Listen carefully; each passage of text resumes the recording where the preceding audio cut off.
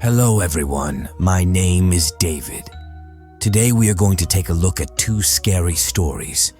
It was September 1st, 2002, when a thief named Mohammad Sajid ran to the police station and told the police that he hadn't committed any murder. Mohammad Sajid's hands and feet were trembling completely. The only thing coming out of his mouth was, "I didn't kill anyone. I was just there with the intention of theft and nothing else." Then the police officers asked him, "What happened? Why are you so frightened?" The thief was still nervous, just repeating one thing over and over again. "I didn't kill. I didn't kill." Then the police officers make him sit on a chair, give him water, and ask him to calm down. Then they say to him, "What's the matter after all? What are you so nervous about?" Then the thief tells his story to the police. Mohammed tells the police that last night he went to a very large deserted mansion in Kundanbagh, Hyderabad, where he intended to commit theft. The mansion was very large. Mohammed thought he would find a lot of valuables inside the mansion because the lights in the house were off that day. He thought maybe no one was inside the house, so he jumped over the wall and entered the house. After that, Mohammed looks around the house but couldn't find anything worth stealing. Everything around was old and useless. Mohammed also thought he wouldn't find anything useful inside this mansion. So, he thinks that his luck is bad today. However, before leaving the mansion, he enters one last room. He thought maybe there would be something worth stealing inside this locked room. But as soon as he opens the door, a scream of terror escapes him, because not one, not two, but 3 dead bodies were lying inside the room. After seeing the dead bodies, Mohammed tries to escape from there, but he was so scared that the bag on his shoulder falls to the ground, and he runs out of the house without picking up the bag, leaving it inside the house. After coming out of the house, Mohammed catches his breath. Then he looks around, wondering if anyone saw him entering the house, but later he remembers that his bag was left inside the house. He started to feel afraid now that when the police come inside this house, they will find his bag and he will be caught. Not only that, the police will think that he is the one who killed the 3 dead bodies inside the house. Therefore, Mohammed becomes very anxious. He had no other option left, so he goes to the police station himself and tells the police all the truth. When the thief tells his story to the police apprehend the thief and their first suspicion falls on him. Because the police suspect that when he went to steal from that house, someone might have attacked the thief. The thief killed those 3, but his claim was that he only intended to steal.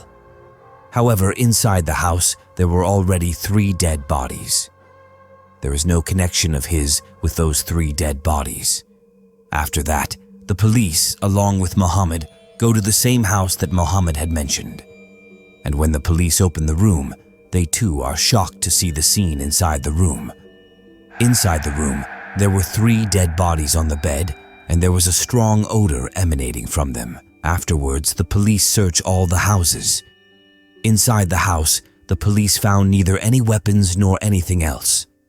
They only found the same bag inside the house that Mohammad Sajid had left here last night.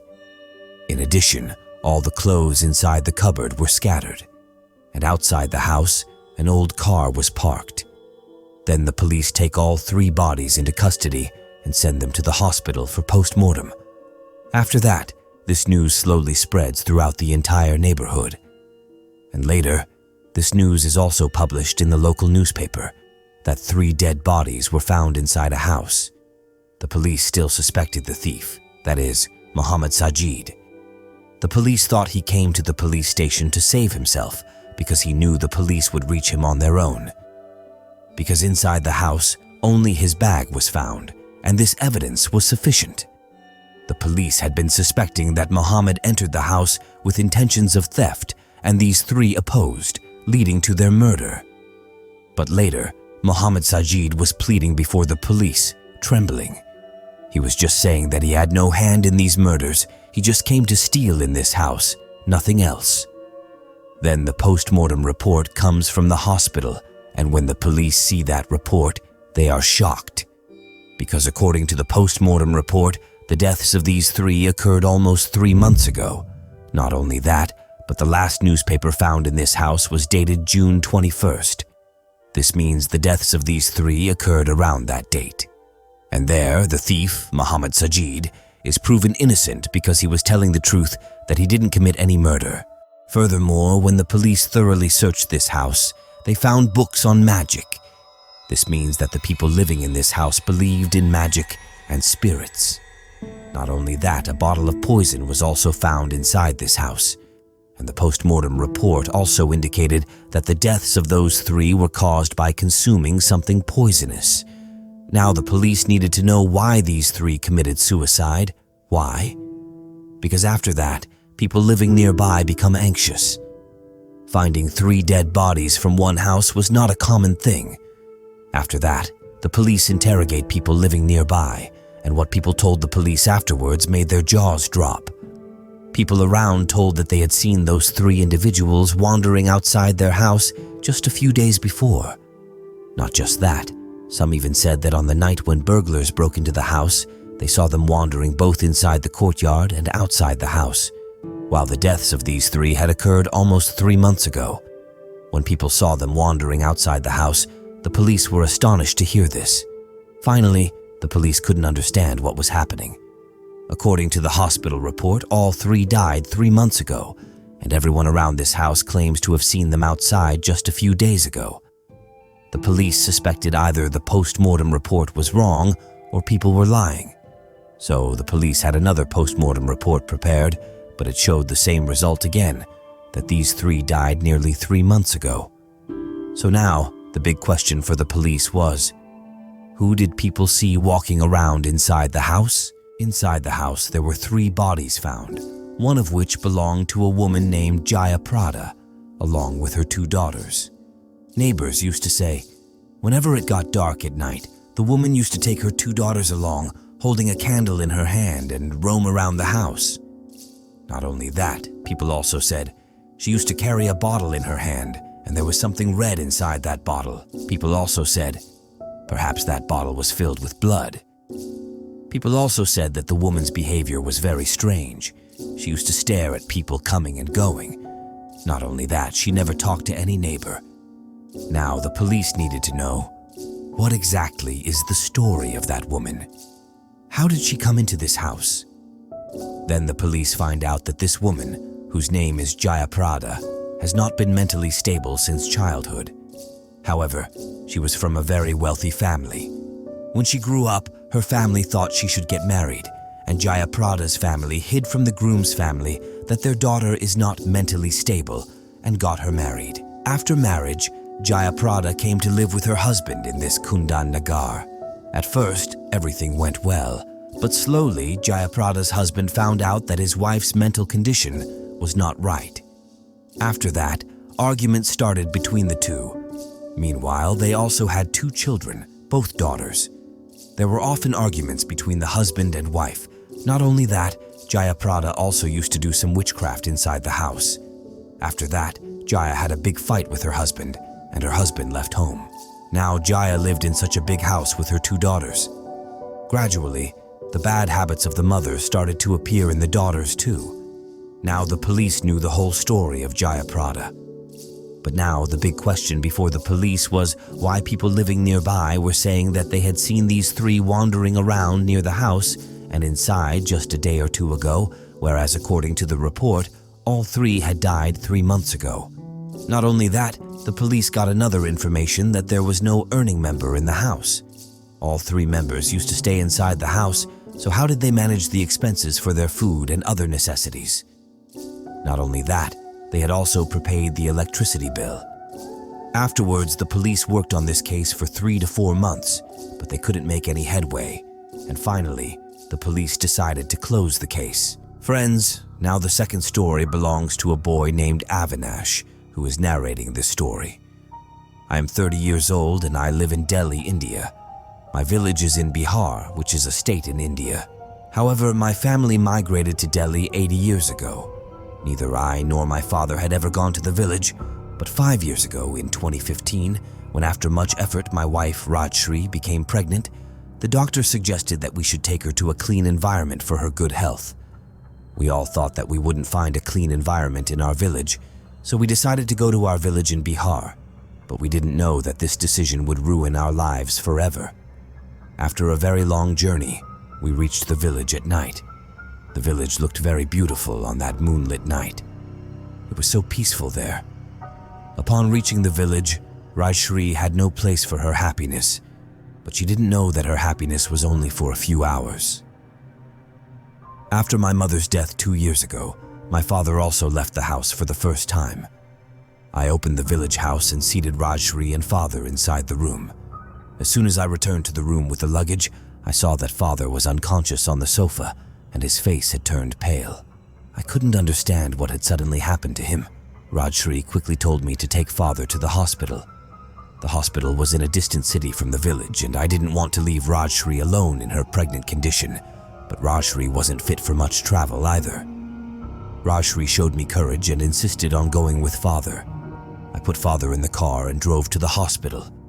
Father was admitted to the hospital for the entire night as he had fainted due to low blood pressure. The doctor advised taking him home after putting a glucose bottle and letting him rest. I tried calling Rajshri all night, but she didn't answer the phone. When I got home with Dad next afternoon, what I saw was extremely strange and terrifying. I saw Rajshri standing in the corner of the room, facing the wall and scratching it with her nails. I shuddered as soon as I saw her. As soon as I called out to her, she stopped scratching the wall and turned towards me, asking about Dad as if nothing had happened. Slowly approaching her with fear, I thought maybe all this was a result of stress. So I took Rajshri to her room and put her to bed. I called the doctor and explained everything about Rajshri, and he suggested keeping a close eye on her behavior, attributing it to exhaustion and stress. Nothing happened for the next 2 days. Then one night suddenly I woke up. Rajshri wasn't in the bedroom. I searched the entire house for her, but she was nowhere to be found. When I reached the courtyard searching for her, what I saw there left me speechless. I saw that Rajshri was walking towards the corner of the roof upside down. She was also mumbling something. I got really scared because one wrong step and Rajshri could fall straight down from the roof. I rushed to the roof and tried calling out to Rajshri, but even after calling her many times, she didn't respond, and suddenly she fainted and fell. When I went to her, I saw that she was unconscious, unaware of what was happening to her. She was quite frightened and kept saying one thing while crying. She had come to take me and our children. Hearing this sent shivers down my spine, and I understood that this was not fatigue, but something sinister at play. I couldn't comprehend anything, and as I kept watching, Rajshri's body started to feel hot. I had no other recourse, so I immediately summoned the village's chief priest in the middle of the night.